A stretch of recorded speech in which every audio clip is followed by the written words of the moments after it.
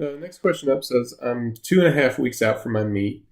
It's not my first meet, but it's my first meet in over 3 years. So, of course, I'm having some jitters leading up to it. This week seems to be the heaviest week of training with regard to weight. I'm feeling okay, aside from feeling a little bit beat up.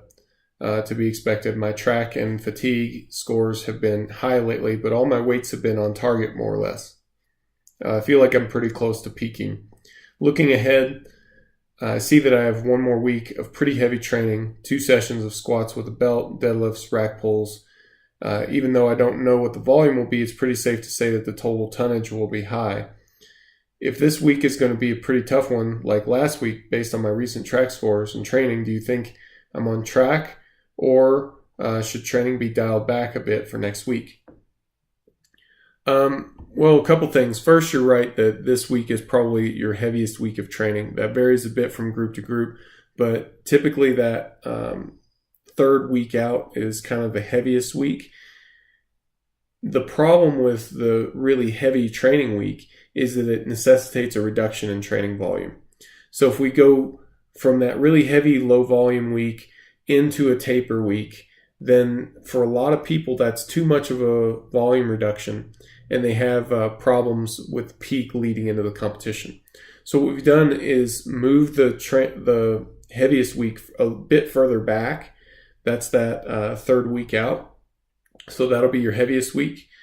And then next week is going to be not quite as heavy, and it'll have a little bit more volume.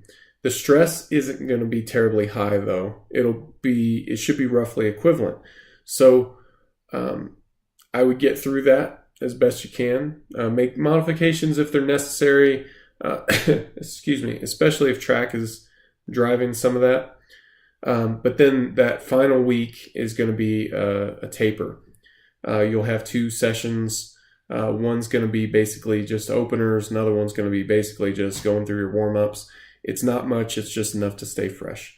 So that should be enough to handle any sort of recovery issues that you have leading into the competition, barring any injuries. So what you want to do is make sure that you don't get injured, and you want to maintain your momentum going into the meet. So do as much of the training as you're capable of. I wouldn't just start nixing stuff.